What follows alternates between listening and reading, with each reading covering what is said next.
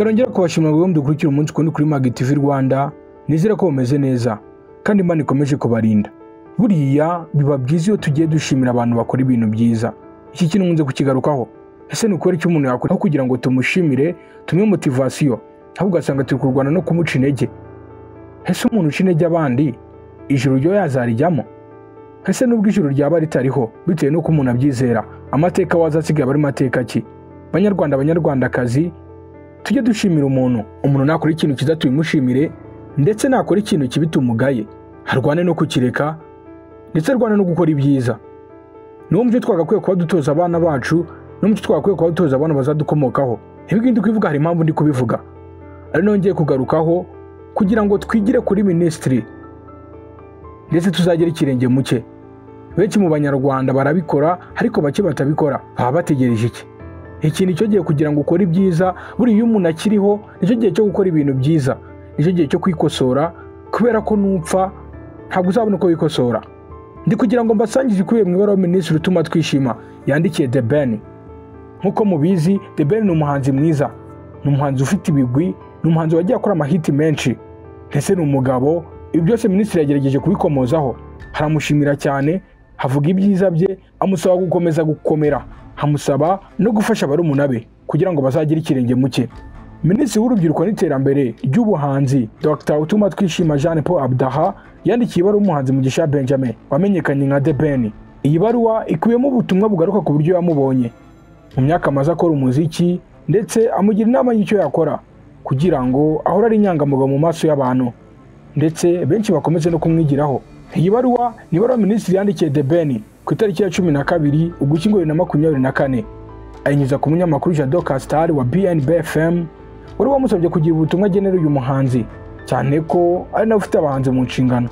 Muri iyi baruwa minisitiri yatangiye avuga ko ku giti cye akunda kumva indirimbo za The Ben, ndetse ko ari indirimbo zamufashije zigatuma aryoherwa n'umuziki nyarwanda. Yakomeje avuga ko kuba ari umuhanzi ku rwego rwo hejuru kandi akabahozaho agasohora ibihangano buri munsi ari ikimenyetso cy'umuntu ufite ikinyabupfura mu buzima bwe, ndetse ko ari urugero rw'umuntu ukora cyane kandi wihangana. Yavuze ko kuba amaze imyaka irenga 15 aririmba mu ijwi ryiza ritagira amakaraza cyangwa se rizira amakaraza, rimeze neza muri make, ari ikimenyetso cy'uko The Ben adakoresha ibiyobyabwenge, hatangwa inzoga zirengeje igipimo, arya neza, kandi bigaragara ko afite uburambe. Aka kazi azakomeza kugakora neza, azakomeza gutanga imiziki myiza ku banyarwanda. Mu magambo ye, nyakubahwa minisitiri yagize ati, guhora afite ijwi rimeze neza mu gihe cy'imyaka irenga 15 ni igihamya cy'uko The Ben adakoresha ibiyobyabwenge, hatangwa inzoga nyinshi, arya neza, kandi afite uburambe.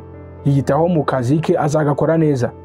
Uyu muhanzi The Ben akunzwe na benshi, hariho n'abamwihebeye. Hari abakora playlist y'indirimbo za The Ben gusa bakazumva ari bonyine. Nyakubahwa minisitiri yakomeje avuga ko ari icyamamare kandi agira umutima mwiza, ibishobora kubera abandi urugero rwiza bakamwigiraho kugira ngo bazagere ku kigero nk'icyagezeho. Nyakubahwa minisitiri nanone yasoje ibaruwa agira inama The Ben yo kwirengagiza abantu bose bavuga ibintu bidakwiriye bigamije kumusenya, ndetse no gukomeza gukora indirimbo nyinshi, aho umugabo mwiza mu rugo rwe akomeza agira imyumvire yo gukunda igihugu ndetse no gufasha barumuna be mu muziki. Ibimaze kubabwira ni bimwe mu bigize ibaruwa nyakubahwa minisitiri yandikiye umuhanzi mwamenye nka The Ben. Uyu mwanya mufashe, cyangwa se nanjye nafashe mvuga ibi ngibi, ndagira ngo nk'abanyarwanda cyangwa se nk'abantu muri rusange twigiremo gushima abakoze neza ndetse no kunenga abakoze nabi, kuko kubashishikariza kunenga ibi no gushima ibyiza byatumye ngaruka kuri uyu munyamakuru. Ni umunyamakuru nanone mwakunze cyane, munyemerere muvugeho gatoya. Amaze imyaka myinshi mu mwuga w'itangazamakuru, yafashije impano nyinshi, yarazizamuye, ndetse buri muntu wese utangiye kuzamuka hatekereza guhamagara uyu mugabo. Ku itariki 29 z'ukwa 10 2024 nanone yongeye kubigarukaho, yakoze igikorwa nashimye, igikorwa cyo gushima.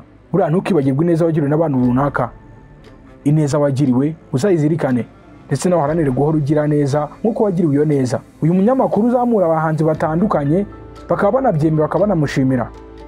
Nawe yagize uwashimira, haramutakagiza, havuga ibyiza bye imbere y'abantu kandi ari proud. Yitwa Rockman Nzeyimana, yahishuye uko yafashijwe na se wa Davis D kubona akazi kuri televiziyo bwa mbere. Ni umunyamakuru Rockman Nzeyimana yashimiye byimazeyo Bukuru Jean Damascene, umubyeyi wa Ikishaka Davis wamenyekanye nka Davis D. Yavuze uburyo ari we muntu watumye abona akazi bwa mbere kuri televiziyo. Nzeyimana Lucky niwe wayoboye igitaramo cya Shanboy Fest cyabereye muri kampu Kigali mu gihe byo kuri wa gatanu tariki ya 29 Ugushyingo 2024 nk'uko nagiye mbigarukaho. Ni igitaramo cyari cyiza cyane n'abagikurikiranye, cyahuriyemo abahanzi batandukanye nka Aline Sano, Nelly Ngabo, Ruti Joel, Lisa, Diezdola, Nasty C ndetse na Dramati. Ni igitaramo byabipanze ko kizatangira ku saa 12 ariko birangira ritangiye saa 3:30 kubw'impamvu runaka tutabwiwe. Ariko nanone ngo bitewe n'uko igitaramo kigora, hari igihe kugira ngo gitangire habanza kwigwaho ibintu byinshi, cyane cyane ko ari nkaho usanga abantu batinze kwitabira bigatuma n'abahanzi batinya kujya ku rubyiniro. Uyu mugabo usanzwe ari umunyamakuru w'ikigo cy'igihugu cy'itangazamakuru RBA yarari muri iki gitaramo ndetse nawe wayoboraga gahunda. Yafashe umwanya ashimira Bukuru Jean Damascene, umubyeyi wa Davis D, amushimira umuhate agira mu gufasha no kwita ku bahanzi ndetse no kwita ku bari mu myidagaduro muri rusange, ahereye ku muhungu we Davis D umaze imyaka irenga 10 muri muzika. Lucky yasabye umubyeyi wa Davis D kuzamuka ku rubyiniro amushimira ari imbere y'abitabiriye igitaramo Shanboy Fest. Ashimira umubyeyi wa Davis D yagarutse ku nkuru y'uko yatumye abona akazi kuri Lemigo TV kandi byatumye atangira kwamamara mu itangazamakuru ry'u Rwanda. Mu magambo yagize ati, mureke mfate uyu mwanya nshimire uyu mubyeyi, ni papa wa Davis D, niwe watumye mbona akazi bwa mbere kuri televiziyo. Yarampamagaye ambwira ko yanyumvise ndi ku ishuri no kuri radio, ambwira ko yamboneye akazi kuri televiziyo yitwaga Lemigo TV. Yahise ahabwa akazi atangira kumenyekana cyane. Yongeye ati, nahawe amasezerano y'akazi, urugendo rwanjye mu itangazamakuru rwarakuze, ubu ndubatse, mfite umugore, mfite n'abana 2. Turashimira byimazeyo uyu mugabo. Ni umugabo ugira uruhare mu gupromotinga umuziki nyarwanda, by'umwihariko ahereye ku muhungu we Davis D. Ni umugabo umaze gusobanukirwa cyane ko nubwo asenga akaba akunda Imana bitamubuza gufasha abo benshi bita ibirara. Muhite mwumva abahanzi. Lucky Nzeyimana ni umwe mu banyamakuru bafite izina rikomeye mu ruganda rw'imyidagaduro mu Rwanda. Yakoreye ibitangazamakuru bitandukanye nk'uko yagiye abigarukaho, birimo Lemigo TV, Doyo TV, Radio Isango Star na City Radio mu biganiro by'imyidagaduro. Kuri ubu ngubu Lucky ni umunyamakuru wa RBA, akaba yarahageze avuye kuri Lemigo TV. Mu bihe bitandukanye yakunze kugaragaza ko urugendo agezeho mu buzima bwe harukesha gushyigirwa n'abantu banyuranye. Nta muntu udakenera ubufasha, nta muntu udakenera gufashwa, ariko nanone ni gute waba ukenera wowe ukirengagiza ko wafasha? Nk'abanyarwanda cyangwa se abanyarwandakazi twakwiye ko duharanira gufasha, twakwiye ko duharanira gutanga, kuko natwe dukenera ko babidukorera. Ibi ngibi bizatuma tugera kuri byinshi, bizatuma twiteza imbere, tugere ku nzozi twifuje kugeraho. Reka mbashimire ngo ukomeje kwagezaho amakuru, mukomeze kugira ibihe byiza kandi Imana ikomeze kubarinda.